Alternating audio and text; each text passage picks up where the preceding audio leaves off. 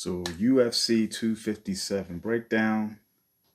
So Conor McGregor, no surprise, loses by TKO. Um, Listen, I think that having a long layoff, fighting the guy who you fought 6 years ago, and in your head you're probably thinking you beat him before, you could beat him again.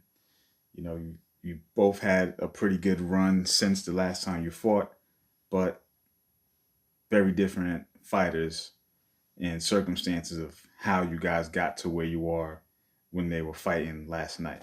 So, what did I think?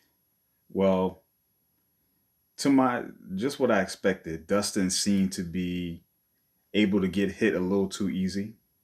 I think that's something they still need to look at in his game because if they were to have a trilogy fight, which is a possibility, that's something that they're going to probably try to exploit.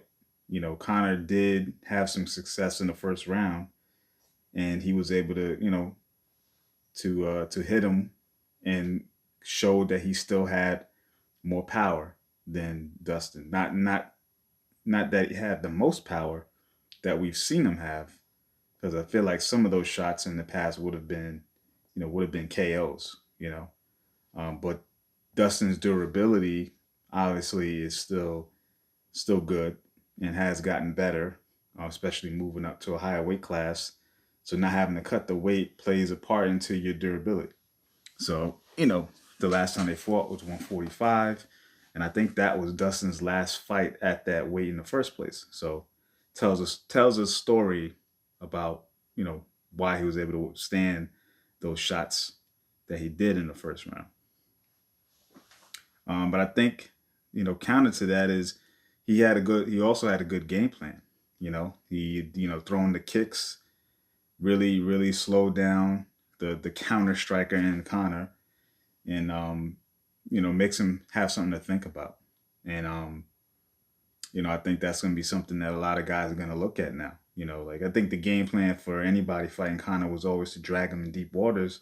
And I think that probably was part of the plan for Dustin and his camp, but also to use range, maybe to just squeak out the first couple of rounds by maybe just doing simple tactics like leg kicks, maybe takedown attempts.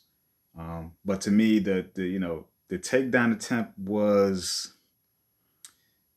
effective in just getting the takedown, but it really wasn't like he capitalized on it. So, and also that's not his game. Dustin's more of a kind of a jack of all trades, well rounded. He does have some grappling in his background, but he's kind of been more of a do what's necessary type of fighter.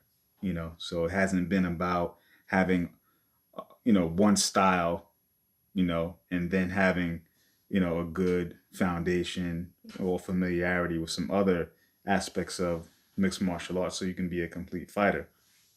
And like somebody will come in as a striker and end up learning, grappling, and kickboxing along the way to round out their game. Dustin has never seemed to have like that one thing that made him stand out as a fighter. It's more about getting the job done, being durable, and finding a way to win. So I think wrestling was never going to be a big component of how he was going to beat him. But it kind of worked out. Maybe it made kind of think twice about it, and so it played a role into maybe kind of not doing something different in that early part of the second round. But ultimately, it's just about you fighting the best fighters. When you fight the top of the division as consistently as Connor has, not that he's fought consistently, but all of his fights thus far have been against the top guys, you're going to lose. It's just simple as that. You're fighting the best. You're not getting tune-ups. You're not fighting guys who are B or C fighters. The UFC in particular doesn't do that. So you're gonna lose, and that's got to be something that people need to just kind of get over. I think the hype train, people are gonna jump all over the fact that, oh, he kind of lost. Oh, he's been out too long, or he looks small because he didn't fight at 170. He's fighting at 155. He's got a lot of money. He's got a whole lot of interest in whiskey and all these other adventures. That has nothing to do with it. People are really trying to just scapegoat it and have something for the media to talk about. He lost. He fought the best, and he lost. Dustin has been, since their last fight 6 years ago, he's been fighting the top guys. He fought Khabib. He fought, Justin Gaethje. Like, he's been fighting the best, and now Dustin is one of the best fighters, and so Conor's fighting one of the best guys. What are you gonna do against the top? You're not gonna always find success.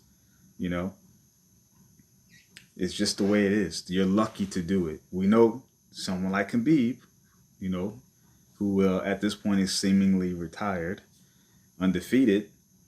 It's a rare thing. It's very rare in MMA, in particular, where you go undefeated when you fighting the best of the best. Sometimes it's just a matter of the style of the fighter, the night that each person has in there fighting. You don't get, unlike other sports, you don't get a bunch of tries at it. You don't get to fight, you don't get to fight somebody 4 times in 1 year like you do a basketball team, right? You could see that team 4 or 5 times a season, depending on, how your schedule plays out. In fighting, you get one shot, usually. You might fight that person one time and never see him ever again. And how you approach the fight and how the fight plays out, and the one small mistake you make could be the make or break of that night. And that's just the way it works. So where does he go from here, right? Where do both guys go from here? I say Conor's got to keep fighting, right? He's got to decide for himself, is he going to be a full-time UFC fighter and commit himself to putting in the time and dedication to MMA, right? To mixed martial arts. It's not that I don't think he's done that, because I think that he came in great shape. He looked serious. He talked a serious game.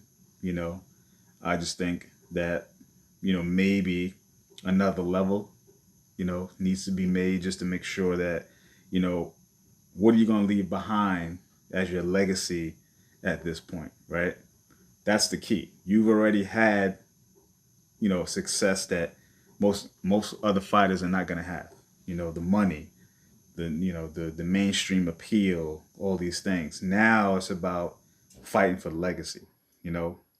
What is your next 5 to 6 fights in your career going to say about you as a fighter on your way out, right? Because that's where the next step is.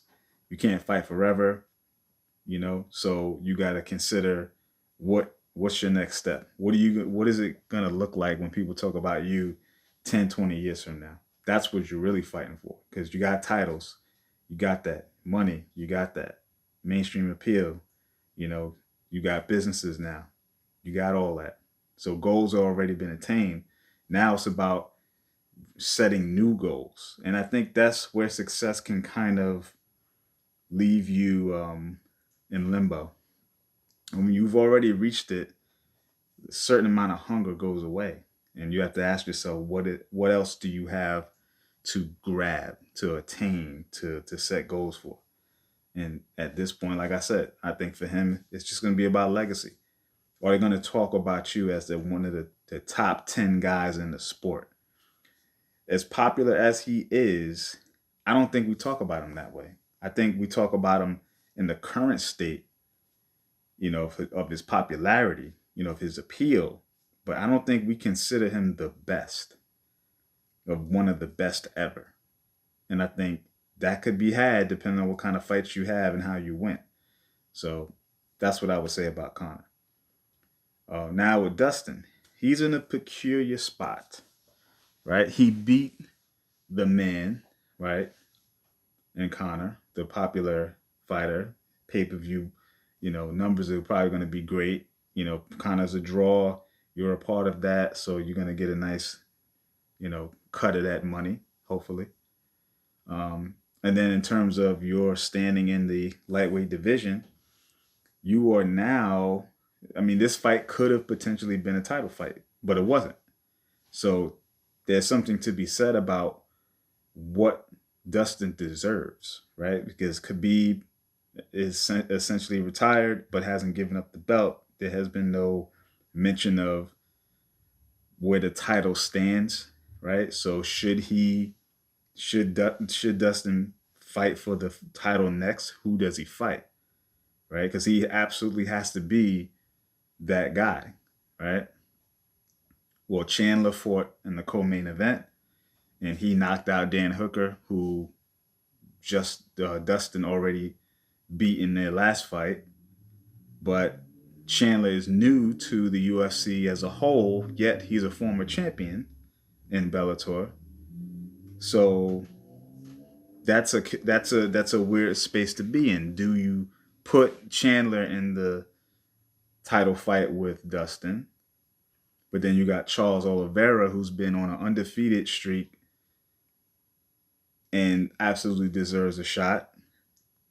And then Justin Gaethje is kind of hanging out there too as maybe a possible fight for Conor, perhaps, right? So there's a lot to be discussed in the lightweight division.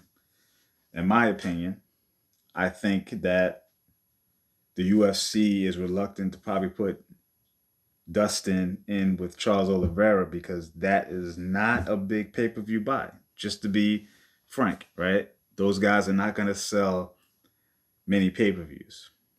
But as a businessman and as a fan of the sport, you might have to eat that one for the sake of the division because they deserve to be in that position to fight for it. And so maybe you put on a subsequent fight with Conor and someone else to get that pay-per-view revenue to hopefully cover the lack of pay-per-view revenue that Dustin and Charles might not bring in, because those guys have to fight for the title. There has to be, a champ at 155. Khabib retired. I don't think that if he's officially retired, they shouldn't even consider him at all within the next year. Even if he decides to come out of retirement, it's got to be like you got to go back to the drawing board. You can't just come back to the title. I know he was undefeated, but you left the division at a time where there was a lot of matchups to be made. I mean, the Tony Ferguson fight between Khabib never happened. That should have happened.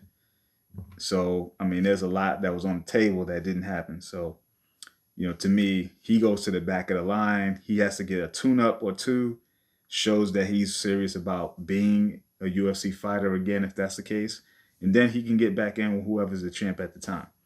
But to me, it's Dustin and Charles Oliveira. So that's my take. Let me know what you think.